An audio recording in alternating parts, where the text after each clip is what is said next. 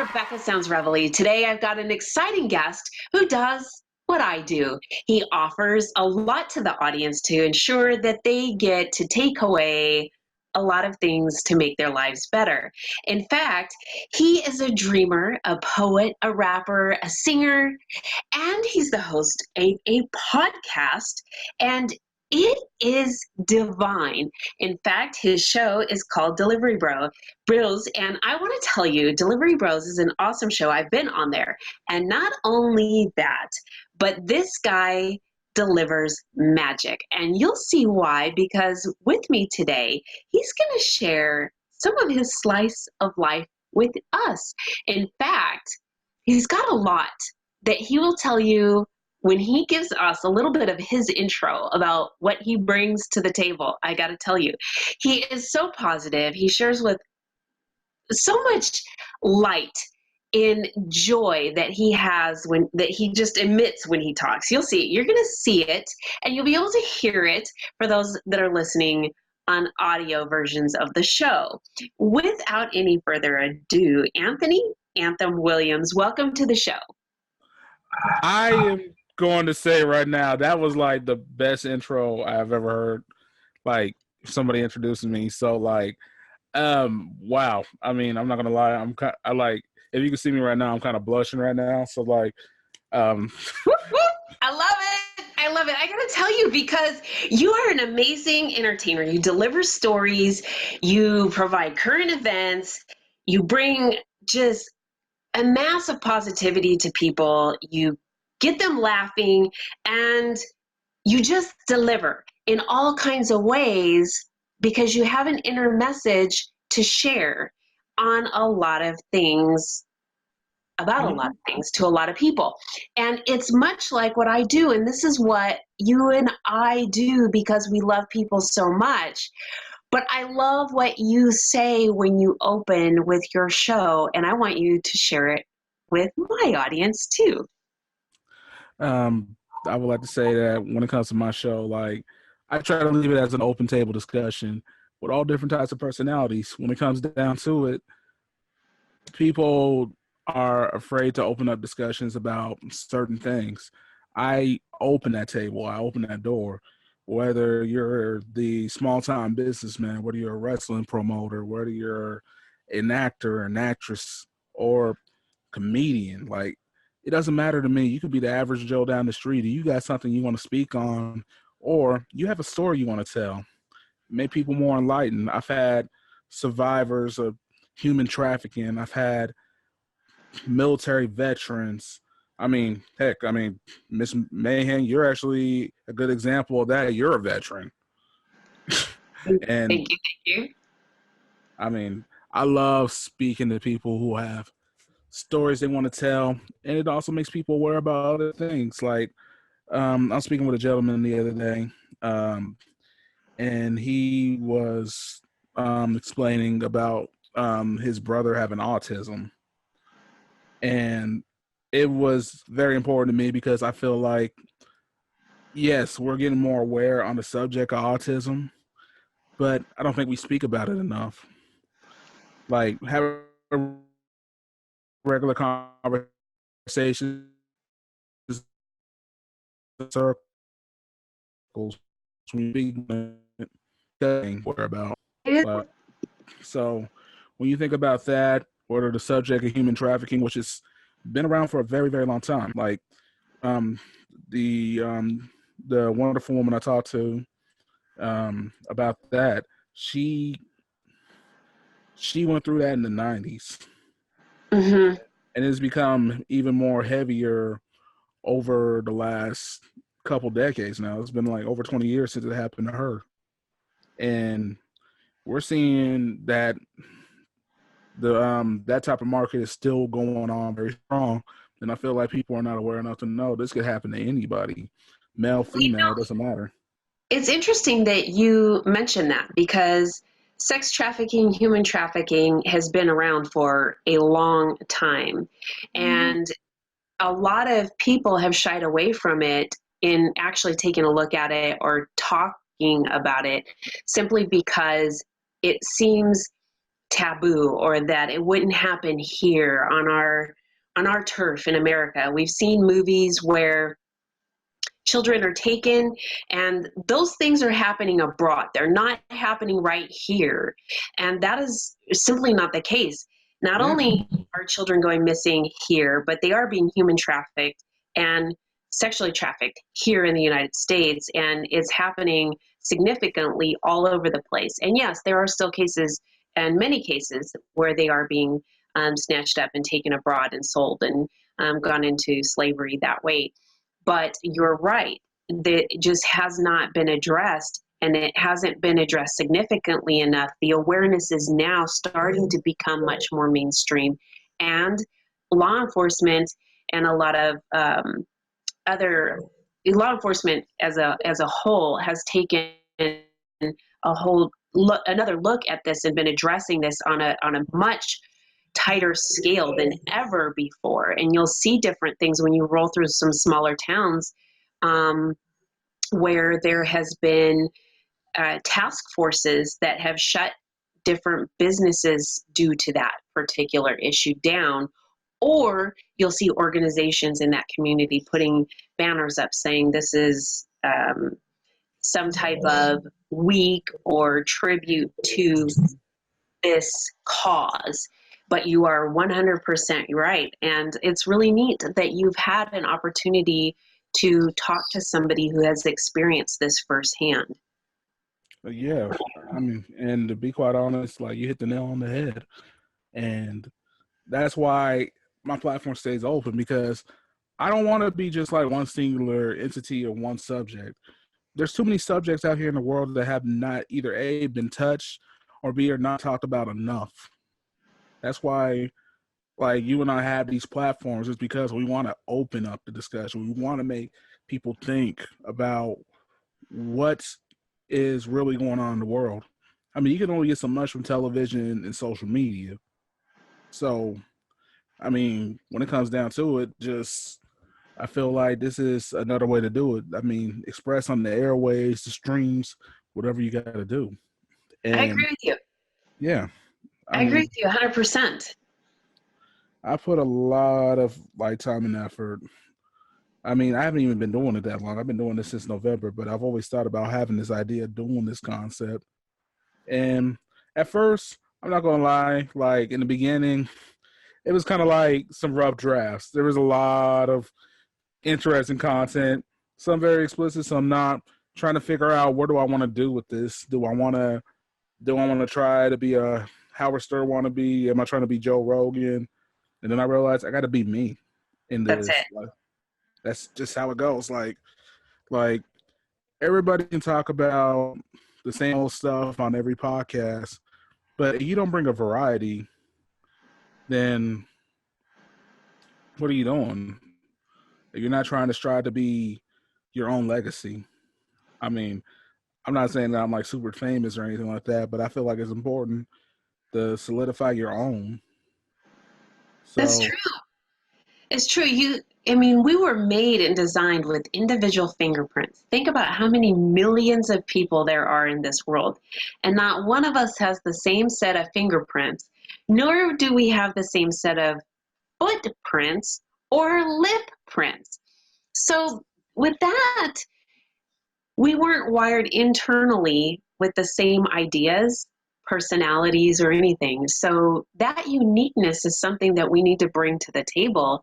And our core beliefs is something that can be expressed in such a way and delivered to the people who really need to hear it.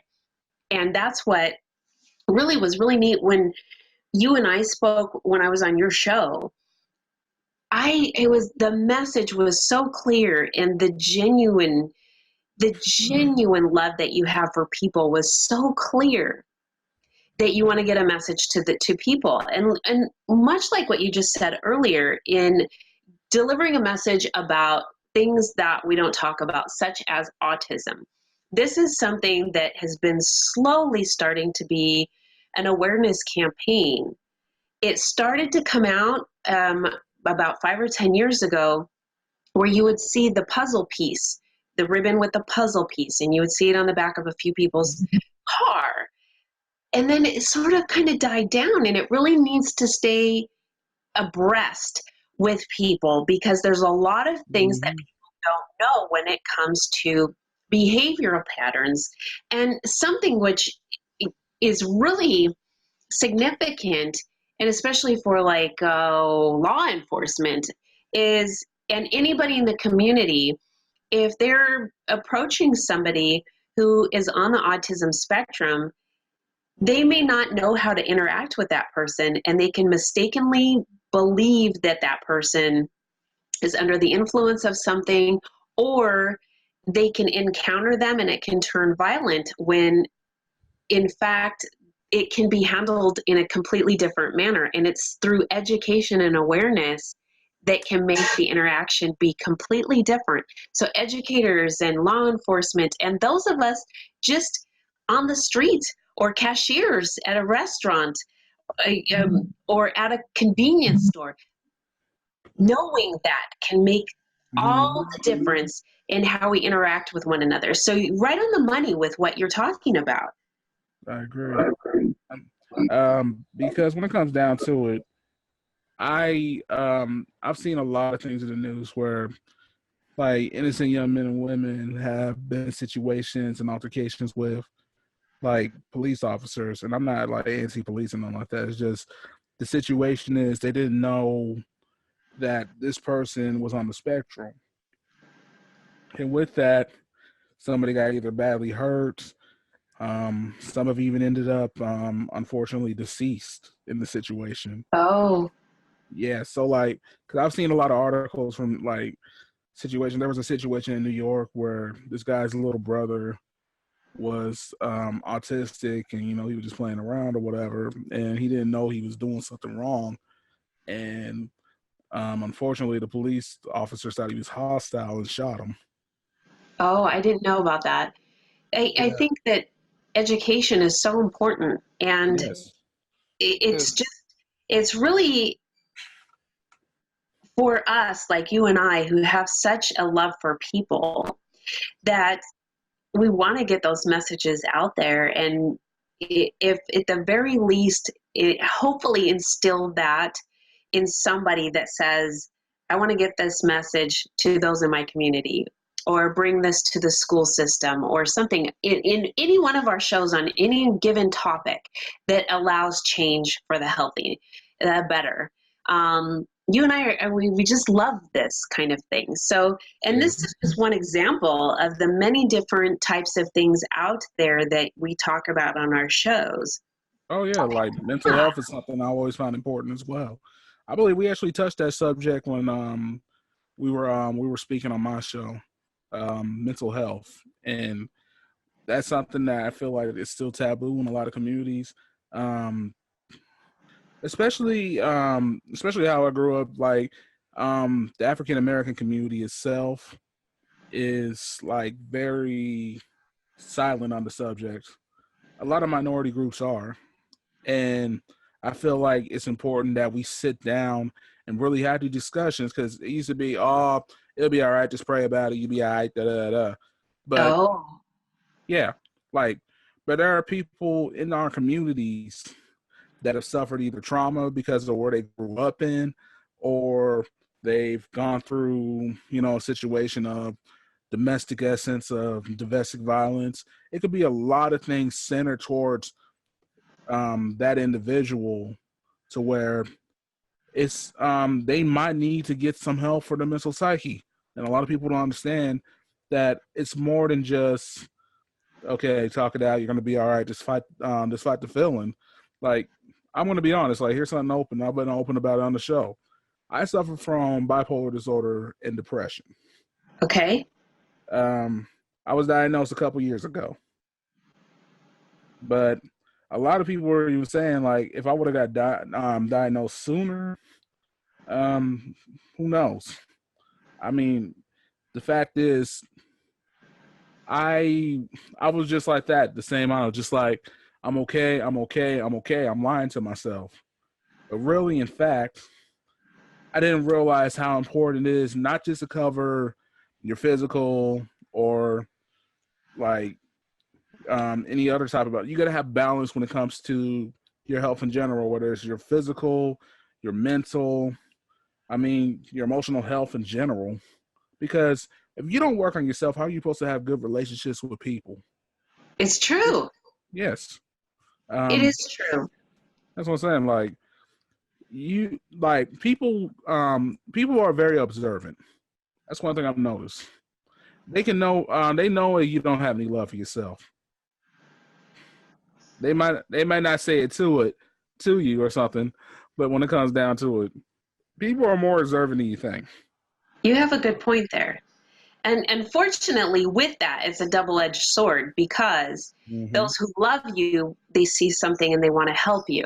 And then on the other side, you have people that are very judgmental. But going back to something that you said that is crucial is that we really have to take care of our inner being as well as our outer being. And we are a one body whole, not just partial. And so if we aren't, like you said, in balance, then our exterior life isn't in balance either, because everything that's internal comes out externally. And depression, it can come out in the terms of us not being able to get things done around our house or whatever.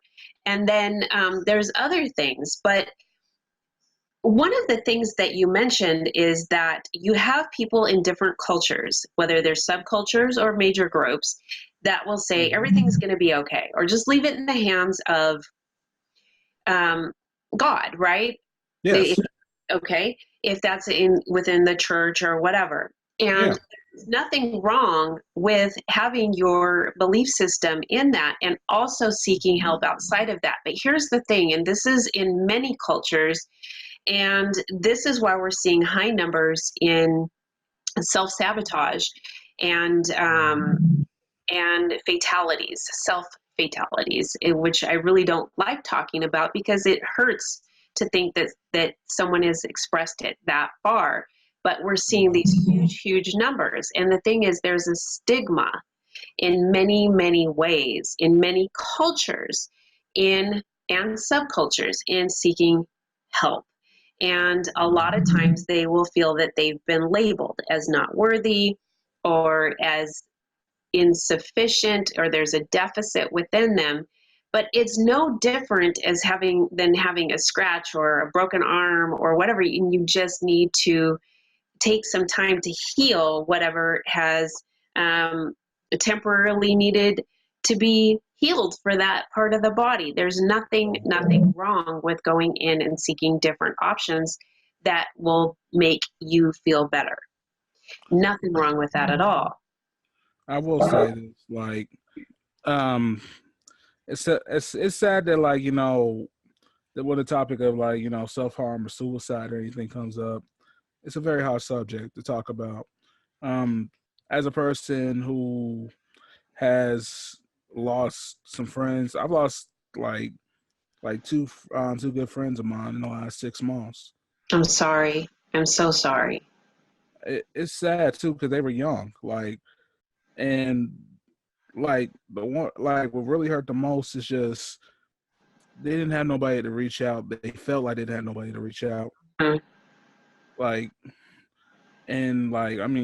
They were barely in their early 20s. That's why it's just like, this is something we need to talk about. We need to talk to our people. We need to check on our friends. Yes, we do.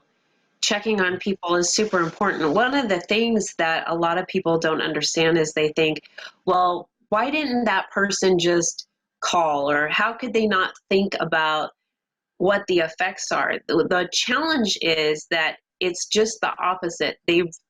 There is a different opposite in the thinking line within that. And until you study and understand why people come to a conclusion where they feel that there is no alternative, then placing a judgment on somebody is another one of those things where it puts somebody further from talking or getting help. So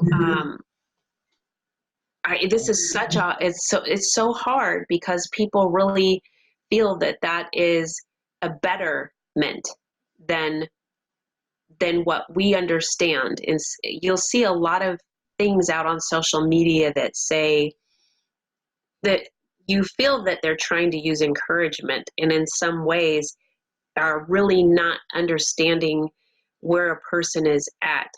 And so we really need to encourage people to talk more and to connect more, and not just send out something on social media, but actually pick up the phone and talk to that person, or go over to where they are at. We are so in such a world of living in texting, or just sending something out on our wall of whatever social media site it is, and think that that's enough.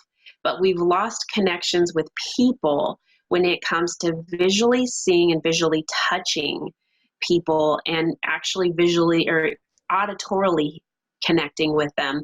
That I think that that has something, even a small part or a major part, but it has something to do with why this is starting to become more and more, I don't want to say common, but more and more happenstance. And it's very, very unfortunate because, like you said, a lot are younger. Yeah. I mean, we live in a very different era than maybe what my parents grew up in, your parents. Like, when it comes down to it, like, I mean, one of the biggest problems is, I mean, we're not talking about it enough. I mean, for instance, the suicide rate has gone up so high in just the last 2 to 3 years alone. Yes. And, and it's a lot of young kids. Like, we're talking like early teens into mid 20s. It's on a scale that's so broad. We're living in an era where mental health is so vital that it needs to be talked about. I mean, we got to be careful on how we talk about it, though. Like, for instance, there's some controversy right now with a show called 13 Reasons Why. And that deals with a lot of psychological trauma and suicide. And Okay. they, like, people have even said, like, the suicide rate went up higher after that show came out. I feel like what they were trying to do was raise awareness, but I don't feel like they were careful with it. Because I've seen the show, I've seen Okay. both. And it's a touchy subject, but it's a subject you got to be able to execute correctly when you have these discussions. Because I'm not gonna lie, that show will make you depressed. Well, it's really interesting you say that, because it is a touchy subject, and it is, unless you really understand a lot of what is going on in the mental health industry, Mm-hmm. from a lot of the different mental health issues, whether it's bipolar, schizophrenia, PTSD, obsessive compulsive disorder, and a number of other DSM diagnoses. You can't really just say, why didn't this person X, and think that there's a blanket reason or way to fix something, because that is not the case at all. There's so much more involved in this. And because we don't understand it, we cannot, I don't know, it is very I know what you're delicate. saying. You need to be able to, if you're going to do something like what you're talking about in reference to this film or a series or whatever it is, you Yes. need to make sure that you know enough about it where you can help somebody, or you're going to direct them to the right places that can help them. I agree. I mean, this is absolutely crucial that that people that are talking about it, like you and I are talking about it right now. And as we're talking, I'm going to pull up the National Suicide Prevention line so that anybody who's listening can contact them, and they can either contact someone to get help or to find out how to learn more in either educating themselves or to volunteer. And I think that's very important, and I'm glad you're going to share that, because like I've touched on the subject of mental health quite a few times on my show with different guests over the course of the months. And one thing I always do, because I even put like a disclaimer: this might trigger you. This might be something that you also relate to, but just a disclaimer. I always put a disclaimer on whatever I do when it comes to this, like when it comes to these touchy subjects. And sharing that hotline does help. Okay, here we go with it. Let me say it real quick. It's 1-800-273-TALK. 1-800-273-8255. You can go to the website, suicide prevention on lifeline.org. I believe they have a texting service too you can use. Suicide prevention on lifeline.org. So both of those things will get you in touch with where you need to go. It gives you an opportunity there on their website to get help, to learn about it, how to get involved, and there are providers and professionals. And one thing that I do want to say is that if you know of or you need to talk to someone, please do call and start talking to somebody. There is always so many ways that you can learn more. And like you said you waited for a little bit too long. Yeah, I did. And there's so much opportunity to make yourself start moving in the direction that will make you feel better. And oftentimes we know that there's something that just isn't right within us with whatever situation that we're dealing with. And oftentimes we don't share it. We hide it, we put on a mask, and we present ourselves to the world as everything being okay. And we don't want other people to know what's going on.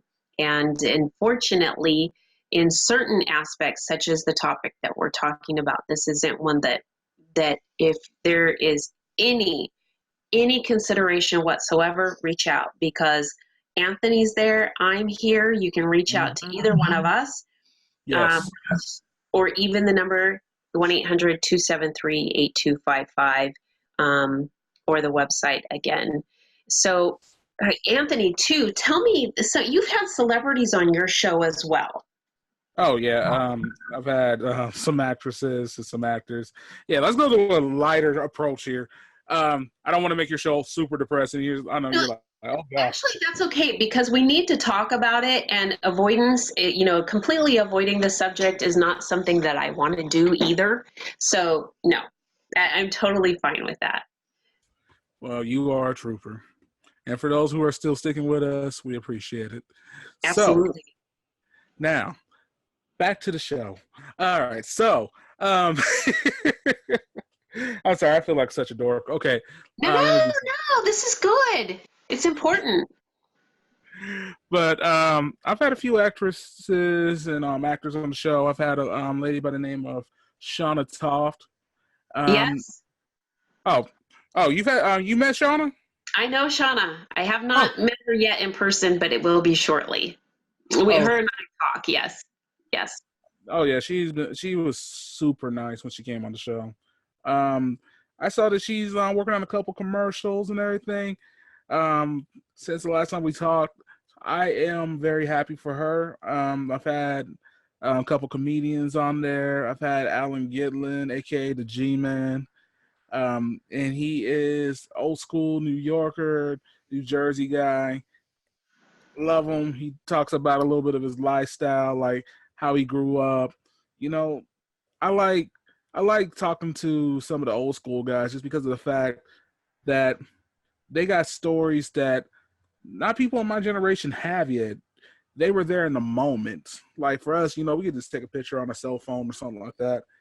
But when it comes to like talking to the old school of any type of generation or any type of genre they're in or in entertainment, I felt like that was a very insightful conversation with him. And then I I just released an episode today with a gentleman by the name of Tommy Moore. I mean, this man has spoken to Andrew Dice Clay, talked to Joan Rivers back when she was doing comedy on the stand. Mm. I mean, talked to her, talked to um, Don Rickles. Like, we're going like old school. He's met Pryor. He had Robin Williams randomly show up at his comedy club. Oh Like, my goodness. yeah, like he was telling me what happened is basically they had a sold out night. It was like a big old showcase of like local guys, you know, a lot of headliners and stuff like that. And this guy pulls up in the car and he was like, "Hey, is there a way we can get 3 tickets for the show?" And they were like, "We're sold out." And so he kind of walks back to the car and he's like, well, "How about this? My friend will perform for free if you get us 3 tables." And they're like, "Well, who's your friend?" "Robin Williams." He was like, "Nah, get out of here. This ain't no Robin Williams." Da, da, da. So they walk up to the car. It's Robin Williams. He was like, he was like, "Man, I had to hold myself for a second. I almost fanned out."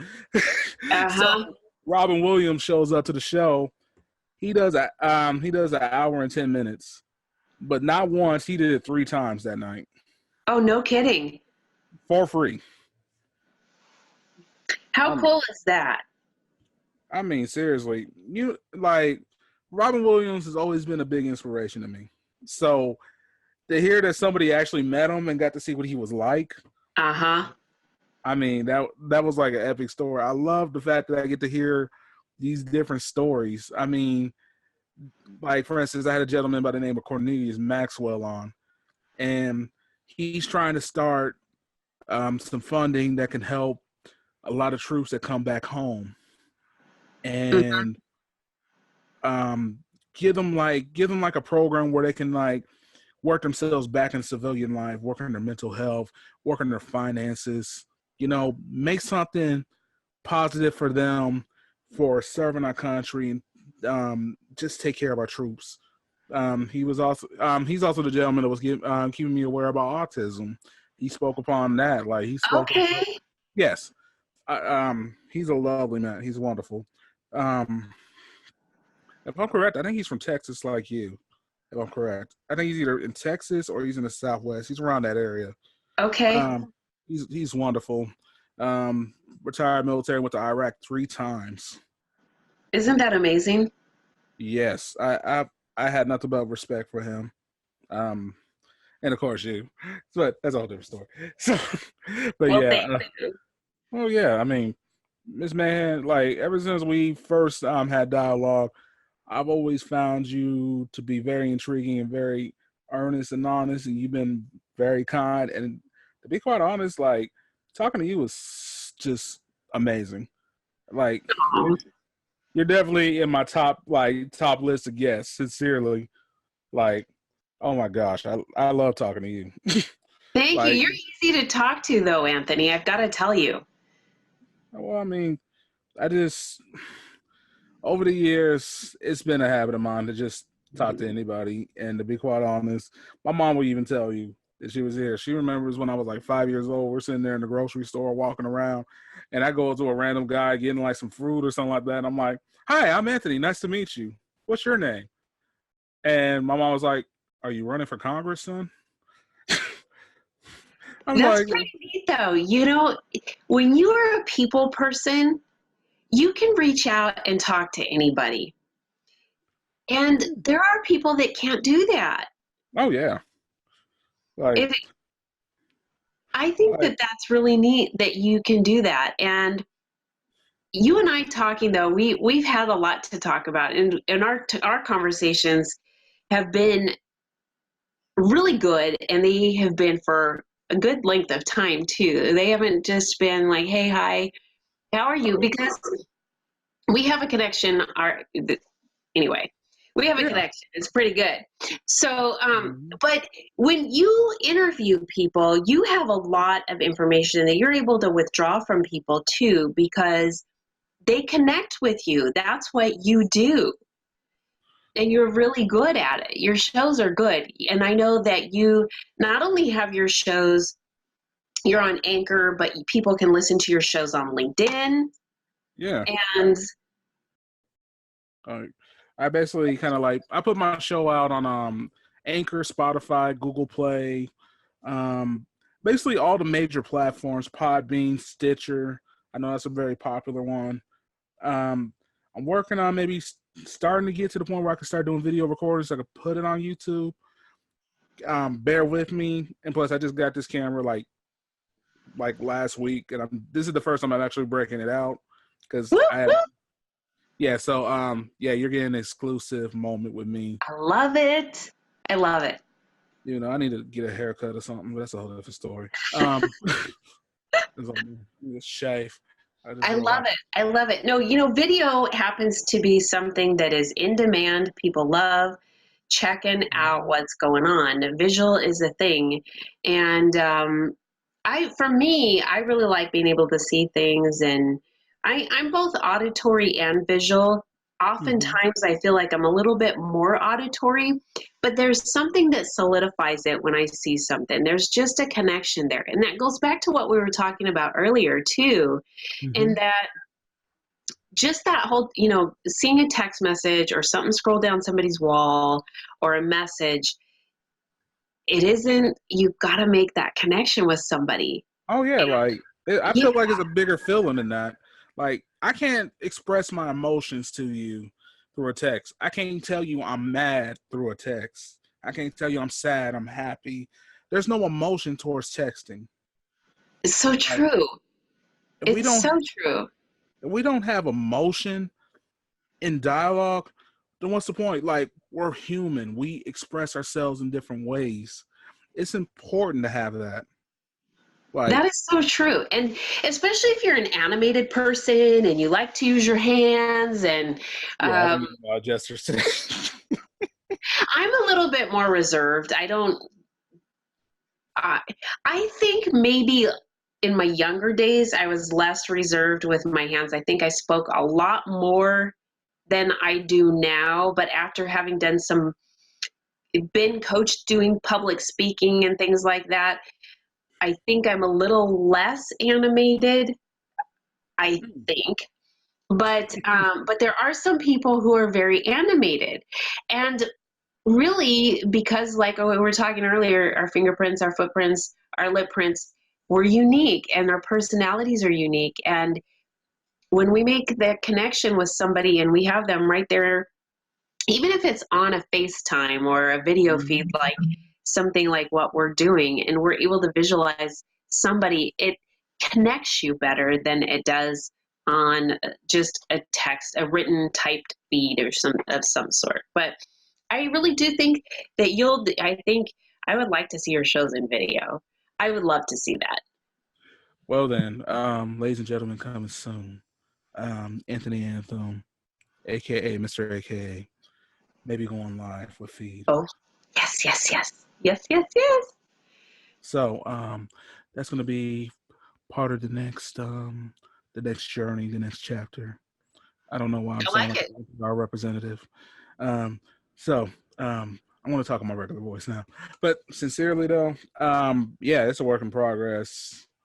A lot of investing within myself, just trying to get better at this craft and making sure, when I'm talking to any guest that I have on my show, I make sure that I bring an essence of, hey, like, when you come into like the doors of my podcast, it's an open discussion. It's a place where you should be able to feel comfortable in coming in. Like, we'll talk about whatever you're feeling like. You can express yourself however you feel.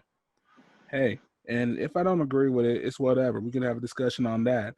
We can have it and still be friends at the end of the day, because regardless of how different we may be, there's always going to be some common ground. And that's the end of the story on that one. Like, that's true.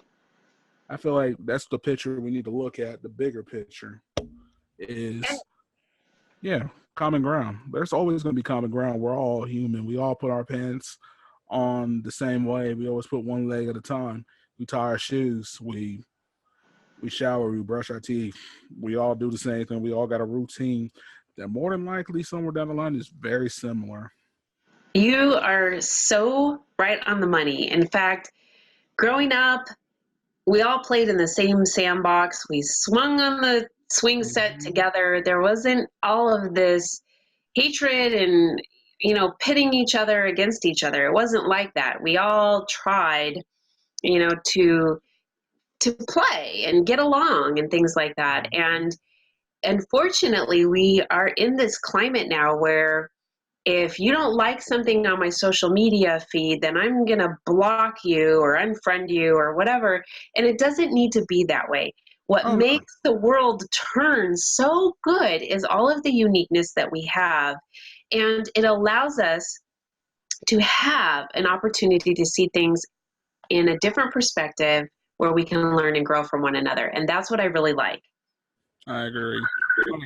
I got friends of all different backgrounds, whether it's religious, political, the neighborhoods they grew up in, subcultures, whatever it may be. I got friends all over the place, like probably from here to Japan.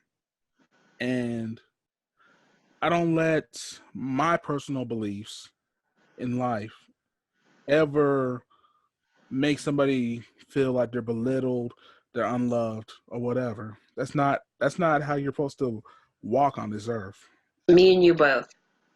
Me and you both. I don't have to agree with you to like you and vice versa. Yes, I still want to be your friend. exactly. I'm the same Hmm. way. Like we could have different ideals, but we probably have something so similar, and that's what's important. Like when it comes down to it, like we only have one life, and how we live that life can be we can be hateful and spit poison in the air and in the atmosphere, or we can bring a positive light to a world that's already got a lot of negativity as it is. We bring more positive light, it makes it more of a celebration of life when we're helping each other out, being there for each other, bringing out a hand to lift up anybody that's down, and not judging them based on how they grew up, but what they're doing with their character. Like, if they got great character, that's all that matters to I me. agree with you. I agree with you. And I think we're going to leave the audience with that thought because it is very profound, Anthony. And I want to thank you so much for being on the show today. I want also the audience to know where they can find and tune in to listening to Delivery Bros. Okay, so ladies and gentlemen, this is Anthony Anthem, aka Mr. AKA. You can find Deliverybros,